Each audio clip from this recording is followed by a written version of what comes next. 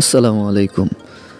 আসেন আপনাদেরকে একটু দেখাই রংপুর গ্রামীণ ও কুঠির শিল্প মেলা ২০২৫, যেটি ঘাঘট প্রয়াস সেনা বিনোদন পার্কে আয়োজন করা হয়েছে। এই মেলা বিশেষ কিছু কারণে বিতর্কিত। তো আপনাদেরকে একটু দেখাই যে আসলে কি চলছে মেলার ভিতরে। প্রয়াস সেনা বিনোদন পার্ক মূলত এখন থেকে ১০-১২ বছর আগে রংপুর সেনানিবাসের তত্ত্বাবধানে ঘাঘট নদীর তীরে নির্মিত হয়, যেটির তদারকি আমরা আশেপাশের সকলেই জানি যে সেনানিবাস থেকেই করা হয়। তো এর আগেও এখানে বেশ কিছু মেলার আয়োজন করা হয়েছিল। তো এটি যেহেতু আসলে সেনানিবাসের তত্ত্বাবধানে, সরাসরি সেনাবাহিনীর তত্ত্বাবধানে এই পার্কটি তদারকিতে থাকে, তো সেই জায়গা থেকে মানুষ এই পার্কটিকে মোটামুটি অন্যান্য পার্কের তুলনায় একটু সিকিউরড ফিল করে বা সিকিউরড বলে মনে করে।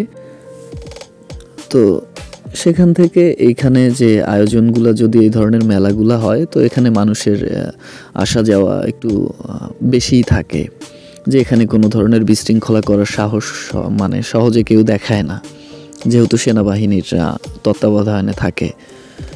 তো এখন থেকে ১০-১২ বছর আগে ২০১৫ সালে মেবি একটি মেলা আয়োজিত হয়েছিল এই পার্কটিতে। সেই মেলাটিও আসলে নানা কারণে প্রশ্নবিদ্ধ ছিল। লটারি নামক অবৈধ রমরমা ব্যবসা ছিল, হাউজি ছিল, পুতুল নাচের নামে উলঙ্গ নৃত্য ছিল, নগ্ন নৃত্য, অর্ধ উলঙ্গ।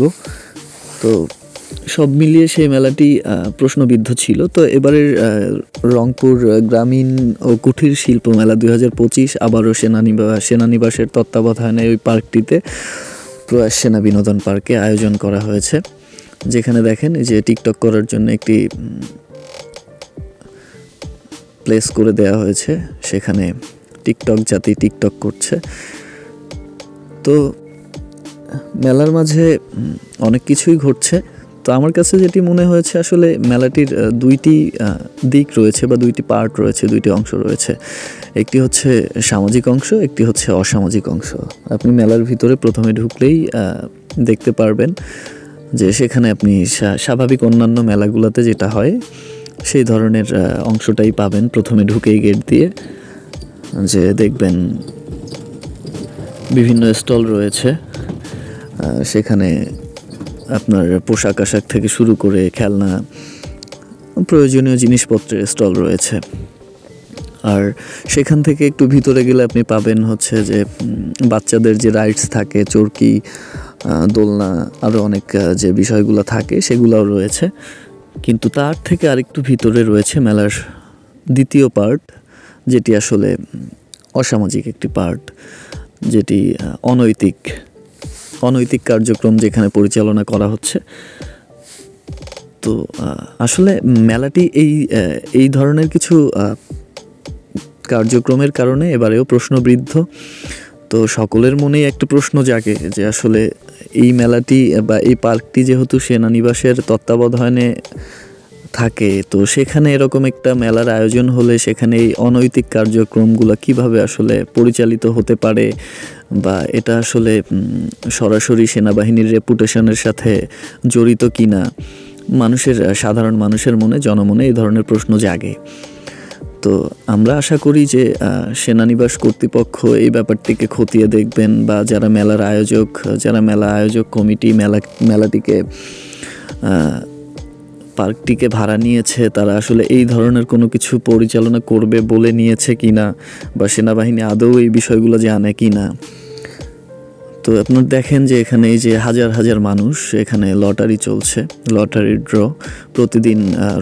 শুধু রংপুর জেলা নয়, রংপুরের আশেপাশের জেলাগুলোতেও টিকিট বিক্রি হয়, এখন লক্ষ লক্ষ টিকিট বিক্রি হয় প্রতিদিন। তো এই লটারি কিন্তু একটি অবৈধ রমরমা ব্যবসা চলতেছে এখানে। লটারি একটা অবৈধ জিনিস এবং ইসলামের দৃষ্টিতেও এটি হারাম।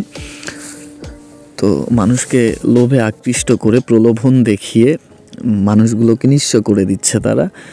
প্রতিদিন লক্ষ লক্ষ মানুষ টিকিট কাটে, তার মধ্য থেকে 40-50 জনকে পুরস্কার দেয়া হয়। মানুষ এটাতে নেশায় আসক্ত হয়ে যাচ্ছে, এরকম একটা অবস্থা যে এটাতে মানুষ আসক্ত। প্রতিদিন মানুষ মানে আর খাবার না খেলেও চলবে এরকম একটা অবস্থা, চাল না কিনলেও চলবে, কিন্তু লটারির টিকিট কাটতে হবে। তো এই ধরনের অসামাজিক কার্যক্রমগুলো এই সেনানিবাসের পার্কে আসলে এটা রংপুরের মানুষ হিসেবে বা একজন সাধারণ নাগরিক হিসেবে নিজেকে যতটুকু সচেতন মনে করি, সেই জায়গা থেকে আসলে মনে হয় যে এই জিনিসগুলো সেনাবাহিনীর তদারকি করা উচিত বা তাদের রেপুটেশন এখানে প্রশ্নবিদ্ধ হয়।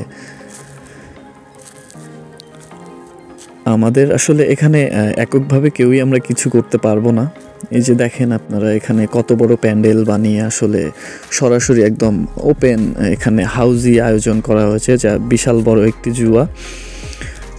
একদম ওপেন, মানুষ এখানে প্যান্ডেলের ভিতরে বসে চেয়ারের মধ্যে বসে হাউজি খেলতেছে। তো এগুলো তো আসলে সমাজের জন্য, আমাদের সামাজিক জীবনের জন্য অত্যন্ত হুমকি স্বরূপ একটা ব্যাপার। এগুলা এত ওপেনলি হয়ে গেলে তো সমস্যা। মেলা অবশ্যই দরকার, মেলা সামাজিক বিনোদনের একটা জায়গা। প্রাচীন ইতিহাস থেকেও মেলার অনেক তথ্য পাওয়া যায়, কিন্তু সেই জায়গা থেকে আসলে মেলার মাঝে যে এই যে অসামাজিক কার্যক্রমগুলো, এটি মেলাটিকে প্রশ্নবিদ্ধ করে এবং সামাজিক বিনোদনের জায়গাটাকে নষ্ট করে। সামাজিক অবক্ষয়ের সৃষ্টি হচ্ছে। আমরা আসলে রংপুরের সাধারণ মানুষ আমরা চাই যে এই মেলার মাঝে অনৈতিক কার্যক্রমগুলো অতি দ্রুত বন্ধ করা হোক এবং প্রয়োজনীয় ব্যবস্থা গ্রহণ করা হোক। সকলে সামাজিকভাবে আওয়াজ তুলুন।